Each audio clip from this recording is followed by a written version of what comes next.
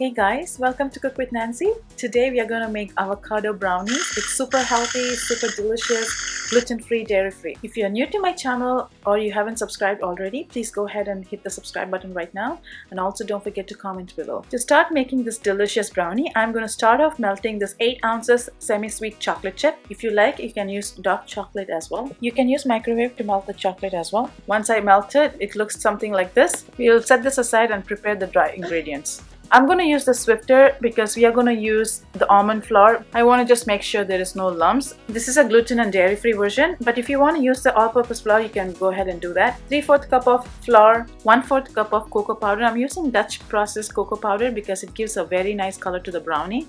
I have 1/2 teaspoon of baking powder, 1/4 teaspoon of salt. Now let's swift it until there is no lumps are found. This is another good way to mix the ingredients together well. Now you can see a little bit of lumps. Good that we swifted it. Now I'm going to put this aside where I'm preparing the wet ingredients. I have a food processor. You can use hand blender if you want. I have 2 large ripe avocados. Make sure the avocados are ripe for this recipe. Now I will take the pit away and scoop the avocados into the food processor. Do this with both the avocados.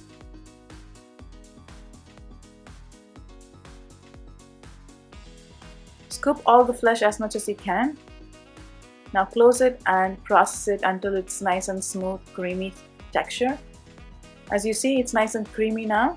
At this point, I'm going to add the melted chocolate that we prepared earlier into the avocado. Make sure the chocolate is not too hot. It's okay if it is a little warm.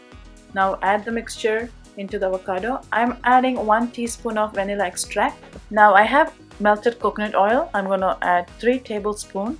If you want to use different oil like olive oil, go ahead and do it, but coconut oil gives nice that shine to it, nice flavor to it. So I'm adding 3 tablespoons of melted coconut oil. It should not be hot. I also have 3/4 cup of coconut sugar, but if you want to use brown sugar or even white sugar, you can add that. I personally like coconut sugar. Now I'm going to blend it until it's nice and smooth. If you have a bigger blender, go ahead and use it. I'm using the small one. Look at that, guys. This is exactly how it's supposed to look. It's not runny, it's not so tight. It's just right consistency. Now add this wet ingredient to the dry ingredient. I'm using 2 eggs, medium size. It's better if you keep the eggs outside from the fridge for 5 minutes before you use it. Using a hand blender, I'm using a low speed. I'm just going to whisk it for a couple of seconds just to incorporate all together. You can use a whisk, regular whisk, that should be fine. I'm using a parchment paper in 8-inch pan. Now I'm going to add this batter into the pan. Look at that batter, guys. This is exactly how your batter needs to look. It is nice, glossy, and not too thick. It's just right consistency. Now once you put that batter into the pan, just flatten it up lightly.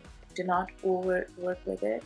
We don't want the brownies to be broken or to be hard, so just be gentle with it. Just tap it 2-3 times. We don't want any air pockets inside the brownie. I'm going to add some chocolate chip on top of the brownie batter. This is totally optional. If you don't want, you can skip it. My oven is preheated for 350 degrees. I'm going to bake this for 30 to 35 minutes or until the toothpick insert from the center comes out clean. Look at that brownie, guys. It looks super delicious. I cut them in a square and dusted with the powdered sugar. If you like my recipe, please do not forget to subscribe, and I will see you soon in my next video. Till then, take care, guys. Bye.